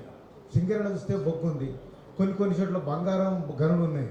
కానీ ముఖ్యంగా బస్తర్ లాంటి ప్రాంతంలో కోట్లాది విలువైన సాక్షి సంపద ఉంది. ఆ సాక్షి సంపద ప్రభుత్వం మొత్తంగా కార్పొరేట్లు లేకపోతే పెట్టుబడుల సంక్షోభం నేపథ్యంలో వాళ్లకు ముడి సరుకు కావాలి, ఖనిజాలు కావాలి. ఆ ఖనిజాలన్నీ ఎక్కడైతే ఉన్నాయో అక్కడ ఖచ్చితంగా ఈ కార్పొరేట్ల కన్ను ఉంటుంది. ఆ కార్పొరేట్లకు 2005 సాల్వాజుడు ప్రారంభం నుంచి ఇప్పటి వరకు ఎంఓఈలు చేసుకుంటున్నారు, కానీ ఏ ఎంఓఈ కూడా ఆచరణలో చేయలేకపోతున్నారు. కాబట్టి మూడోసారి వచ్చినటువంటి మోడీ ప్రభుత్వం ఖచ్చితంగా మీకు అందుబాటులోకి తెస్తానని చెప్పే క్రమంలో ఒకట అక్కడ ఎవరు అడ్డం వచ్చినా సరే, మావోయిస్ట్ పార్టీ కాకపోయినా ఇంకే పార్టీ అడ్డం వచ్చినా కానీ వాళ్ళని చంపేసైనా సరే ఆ వనరులో భాగంగా ఈ ఆపరేషన్ జరుగుతుంది. అయితే ఇప్పుడు మావోయిస్టులు ప్రజాక్షేత్రంలోకి వస్తారా ఇంకేమవుతారా మనం అనలేం. కానీ ముఖ్యంగా మనం మాట్లాడాల్సింది, లేకపోతే వామపక్షాలు మాట్లాడాల్సింది, ప్రతిపక్షం మాట్లాడాల్సింది, మావోయిస్టులు చర్చలకు రమ్మంటున్నారు, మావోయిస్టులు చర్చలు చేయాలంటున్నారు. కానీ మన దేశ సహజ సంపద ఏదైతుందో దాన్ని కార్పొరేట్లు కొల్లగొట్టుకోవడానికి ప్రభుత్వం ఏర్పాటు చేస్తున్న ఒక అయితే రెడ్ కార్పెట్ ఉందో దాన్ని ప్రశ్నించడంలో విఫలమవుతుంది. ఎందుకంటే అది మనందరి సంపద. ఆ సంపద మన అందరి హక్కు. ఆ హక్కును గుర్తించకుండా కేవలం మావోయిస్టుల బూచి చూపించి వాళ్ళని చంపుతుంది. ఓ పక్కన బసవరాజు చనిపోయిన రోజే లాయిడ్స్ కంపెనీని ఏదైతే గడ్చిరులో 73 గ్రామాలు గ్రామసభ తీర్మానం పెట్టి వ్యతిరేకించినాయో అదే లాయిడ్స్ కంపెనీకి 2300 ఎకరాలు వెంటనే ఇచ్చింది. అంటే ఏదైతే అడవి హక్కుల చట్టం కావచ్చు, లేదంటే మన పేస చట్టం కావచ్చు, అవి సరిగ్గా అమలు చేయడం లేదు. 2021 నుంచి సిలింగర్ ప్రాంతంలో ఏదైతే ఒక మిలిటరీ క్యాంప్ పెడుతుంటే అది గ్రామసభ తీర్మానం ఉండాలని చెప్పి ఆదివాసులు ఆందోళన చేస్తుంటే వాళ్ళను కాల్చి చంపితే 3 చనిపోయారు, అందులో గర్భిణీ స్త్రీ ఉంది. కానీ ఆ 4 మీద కూడా ఇంతవరకు ఎఫ్ఐఆర్ నమోదు కాలేదు, వాళ్ళకి నష్టపరిహారం కూడా ఇవ్వలేదు. ఇదంతా కూడా మన దేశవ్యాప్తంగా వామపక్ష పార్టీలు ఏవైతే ఉన్నారో, నిజంగా సిపిఐ చూస్తే మనీష్ పుంజం అనే అక్కడ పెద్ద నాయకుడు బస్తర్లో కూడా ఉన్నాడు. కానీ వామపక్ష పార్టీలు ఒక బలమైన, ఎందుకంటే రాజ్యాంగం ఉంది, చట్టం ఉంది, ప్రజాస్వామ్యం ఉంది అనుకున్నాడు. ఆయుధాలు పట్టుకున్నంత మాత్రం నిర్మూలిస్తాం, నేను తుదముట్టిస్తామనే హక్కు రాజ్యాంగం అతనికి ఇచ్చిందా? అమిత్ షాకి ఇచ్చిందా? మోడీకి ఇచ్చిందా? ఇది మనం ప్రశ్నించడం వివరం వ్యక్తం. ఇప్పుడు 2 ఏళ్ల కాలం దాటింది, కనీసం కొన్ని 150 పైగా అంటే 90 వరకు ఎన్కౌంటర్లని, అసలు కాళ్ళ కింద 2 కర్రలు పెట్టుకున్న చలపతి లాంటి వాళ్ళను ఇంతమందినైనా సరే వాళ్ళందరినీ వేల కొద్ది భాగాలు చుట్టుముట్టి చిత్రహింసలు పెట్టి కాల్ చంపినాయి. మిడుకోనైతే ఆమె ఒక ఇంట్లో 2 నెలలుగా ఉంటుంది, ఆమె నిరాయుధంగా ఉంది. ఆమెను 2 బళ్ళ మీద వచ్చిర్రు, ఒక బండి మీద కూర్చోబెట్టుకున్నారు, ఇంద్రాబాద్ నది ఒడ్డుకు తీసుకొచ్చి కాల్ చంపేశారు. మీరు ఇడుమా గురించి మాట్లాడు, ఇడుమా విజయవాడలో పట్టుకున్నారు, అతన్ని తీసుకుపోయి మారేడుమిల్లిలో కాల్ చంపారు. ఇవన్నీ కూడా జరుగుతున్నా దీని పట్ల మనం ఏవైతే ఒక రాజ్యాంగాన్ని నమ్ముకొని ప్రజాస్వామ్యం నమ్ముకున్నారో ఆ ప్రభుత్వాలు మాట్లాడదు. ప్రధానంగా మనం ఎంతైతే రాజకీయ పార్టీ వ్యవహరిస్తున్నాయో నిజంగా దేశంలో ప్రతిపక్ష పార్టీ ఉన్న రాహుల్ గాంధీని కూడా అర్బన్ నక్సలైట్ని పార్లమెంట్లో అన్నప్పటికీ కూడా కాంగ్రెస్ పార్టీ మాట్లాడలేకపోతుంది. అట్లా కాకుండా అసలు దేశంలో ఇటువంటి ఒక బస్తర్ ప్రాంతంలో కగార్ పేరుతో యుద్ధం నడిపిస్తున్నది. ఆ యుద్ధాన్ని ప్రశ్నించాల్సిన ప్రతిపక్ష పార్టీలు బలంగా ముందుకు రాలేకపోతున్నాయి. ఎందుకు రాహుల్ గాంధీ బలంగా ముందుకు వచ్చి ఓ దేశం మీద మణిపూర్ మీద జరిగినటువంటి ఏదైతే హత్యాకాండం మాట్లాడిందో కగార్ మీద హత్యాకాండం ఇంతవరకు రాహుల్ గాంధీ మాట్లాడలేకపోయినా ఇది ఇప్పుడు రాహుల్ గాంధీ బస్తర్ గురించి మాట్లాడకపోతే రేపు ఇంకో ప్రాంతం గురించి మాట్లాడలేదు కదా. రాజ్యాంగం చట్టం గురించి మాట్లాడినాను ఇవన్నీ లేకపోతే రేపు పొద్దున ఏ ప్రజాస్వామ్యం గురించి మనం మాట్లాడుతున్నాం? ప్రజాస్వామ్యంలో విలువలు ఉండాలి. నువ్వు కాల్చి చంపే అధికారం ఎక్కడిచ్చిండు? నువ్వు ఎవరు లేరని చేసినా కానీ తీసుకొచ్చి న్యాయస్థానంలో పెట్టాలి కదా. కానీ ఆయన స్పష్టంగా చెప్తున్నాడు, కానీ నేను 3 ఇస్తా, అంతం చేస్తాను, మీకు లొంగుబాట చావారా అడుగుతున్నాడు. ఇంత భయంకరంగా అడుగుతున్నప్పుడు సుప్రీంకోర్టు అయినా సుప్రీంకోర్టు ఎందుకు తీసుకోవడం లేదు? ఇది నిజంగా మన వామపక్ష పార్టీల విఫలతలు వచ్చి, మన ప్రజాస్వామ్య విఫలతతో, రాజ్యాంగ విఫలతలు వచ్చి మన అందరం ఒక్కసారి మనం సమీక్షించుకోవాలి. ఎందుకంటే ఇది ఇక్కడనే ఆగదు. రేపు పొద్దున కాగారు మార్చి 20 కాగదు. ఖచ్చితంగా అక్కడున్న కార్పొరేట్లకు అక్కడ ఉన్నటువంటి సహజ సంపదలు తీసుకునేంత వరకు ఈ సభ్యతనే ఉంటుంది. ఇప్పుడు అక్కడ ఆదివాసి కూడా లోపల 2005లో సాల్వాజుడు ఎట్లయితే సాల్వాజుడు గ్రామాల మీద ఆదివాసులను స్వామికి అత్యాచారం చేసిండో ఇప్పుడు జిఆర్జీ వర్గాలు చేస్తున్నాయి. బయటికి కూడా వస్తున్నాయి. రోజుకు 5-10 మంది మీద మహిళల మీద అత్యాచారాలు జరుగుతున్నాయి. ఇది నిజంగా ఆపరేషన్ కగార్ అనేది కనిపిస్తున్నది, కానీ కనిపించిన నిర్బంధం చాలా భయంకరంగా కొనిస్తుంది. మనకు జాతీయ పార్టీలే సిపిఎం ఇంకా ఇతర వామపక్షాలు ఉన్నాయి. ఇవన్నీ కూడా నిజంగా ఒక రాజ్యాంగాన్ని నిలబెట్టడం కోసం, ప్రజాస్వామ్యం నిలబెట్టడం కోసం మనం సీరియస్గా ప్రయత్నం చేస్తే నిజంగా మనం అందరం అనుకున్నట్టు ఒక జీవించే ఆర్టికల్ 21 కాపాడిన వాళ్ళం అయితే ఆపరేషన్ కగార్ ఆపాలి.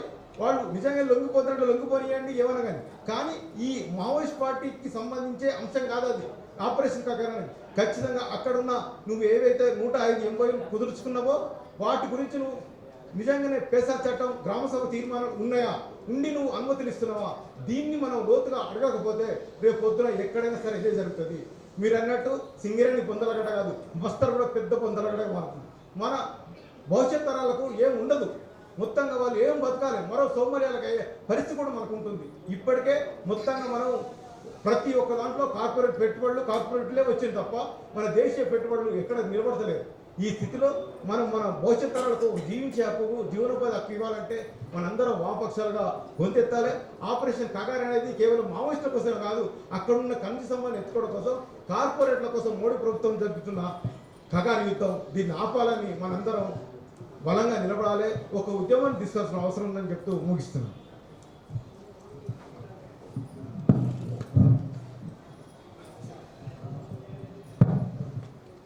కామ్రేడ్స్, ఈరోజు పిలిచిన వెంటనే అందరూ అన్ని వామపక్ష నాయకులు, ప్రొఫెసర్ కోదండరామ్ గారు, హక్కుల సంఘం నాయకులు నారాయణ గారు, పాత్రికేయుల ముగింపు మా గారు, రాష్ట్ర కార్యదర్శి వర్గ సభ్యులు బోస్ గారు ముగింపు మాటతో ముగిస్తారు. అల్టిమేట్గా మనం ఒక స్ట్రాంగ్ రిజర్వేషన్తో ముందుకెళ్లాల్సిన అవసరం ఉంటుంది. అది తక్షణం ఆపరేషన్ కగార్ని నిలిపివేయాలి. బయటకు వచ్చే వాళ్ళందరినీ కూడా సేఫ్గా, సురక్షితంగా బయటకు వచ్చే విధంగా ప్రభుత్వం చర్యలు తీసుకోవాలి, కేంద్ర ప్రభుత్వం. అదేవిధంగా ప్రశ్నించే హక్కు ఎప్పుడు కూడా ఉంటుంది. ఆ ప్రశ్నను అణిచివేయటం సాధ్యం కాదు, ప్రశ్నించకుండా ఉండటం కూడా సాధ్యం కాదు. దాన్ని సమన్వయం చేసుకునే పద్ధతుల్లో ప్రజలకు జరిగే అన్యాయాల్ని ఎలా ప్రశ్నించాలి, ఎలా ఉద్యమాలు చేయాలనే దానిపైన ప్రజాతంత్ర పద్ధతుల్లో ఈ మారిన టెక్నాలజీ దీని నేపథ్యంలో మావోయిస్టు సోదరులు కూడా ఓ మంచి ఆలోచన చేయాలని కోరుకుంటాం. ఇవాళ చూస్తున్నాం ఎవడో మెక్సికోలో ఎక్కడో ఉంటే వాడిని అమెరికా సమాచారం ఇచ్చింది. అదేవిధంగా నువ్వు ఎక్కడ పేరేంటి మన లాడెన్ బిన్ లాడెన్ వాడు ఎక్కడున్నాడో అమెరికా పట్టేసింది. నువ్వు అక్కడ స్వరంగంలో దాక్కుని ఉన్నా సరే టెక్నాలజీ అక్కడ డెవలప్ అయిపోయింది. ఈ నేపథ్యంలో ఒక దేశంలో విప్లవం రావటం అనేది ప్రజల్లో నుంచి అది తుపాకీ ద్వారానే విప్లవం కాదు, ప్రజాస్వామ్య పద్ధతుల్లో ఇప్పుడు శ్రీలంక లాంటి చోట వచ్చింది, అది గొప్ప విప్లవం. అదేవిధంగా ఇంకా మరికొన్ని దేశాల్లో నేపాల్ లాంటి చోట తుపాకీ అప్పుడు కంటే కూడా తుపాకీ లేనప్పుడు కూడా అక్కడ కూడా విప్లవాలు విజయవంతమయ్యాయి. అంటే ప్రజాతంత్ర విప్లవాలు కూడా వర్ధిల్లుతూ ఉన్నాయి. అందువల్ల ఈ రోజుల్లో చాలా కష్టం ఈ టెక్నాలజీ డెవలప్ అయిన ఈ నేపథ్యంలో మావోయిస్టు సోదరుల్ని ఇంతకాలం ఇంత సుదీర్ఘకాలం దాదాపు 67 నుంచి 64లో CPI-M చీలిపోతే 67లో నక్సల్ సోదరులు చీలిపోయారు. 67 నుంచి ఇప్పటికి అది 33 ఏళ్ళు, ఇది ఒక 25 58 సంవత్సరాలు సాయుధ పోరాటాన్ని కొనసాగించడం అనేది నాకు తెలిసి చరిత్రలో ఒక పెద్ద దీర్ఘకాలిక పోరాటం అది. అందుకని ఆ పోరాటం మనం తక్కువ అంచనా వేయకూడదు. ఎన్నో ఈ 10 సంవత్సరాల కాలంలో వేల మందిని వాళ్ళు కోల్పోయారు. వాళ్ళు కోల్పోవటం అంటే మనందరం కోల్పోయినట్లే. అందుకని ఎక్కడో చోట ఇప్పుడు ఫుల్ స్టాప్ పెట్టాల్సినటువంటి అవసరం ఉంటుందని మనం విజ్ఞప్తి వారికి కూడా చేస్తూ ఈ రౌండ్ టేబుల్ సమావేశాన్ని మా బోస్ గారు ముగిస్తారు. తర్వాత మన ఈ పార్టిసిపెంట్స్ అందరికీ కూడా భోజనాలు కూడా ఏర్పాటు ఎక్కడ స్టార్ట్ ఇక్కడేనా క్యాంటీన్లోనా?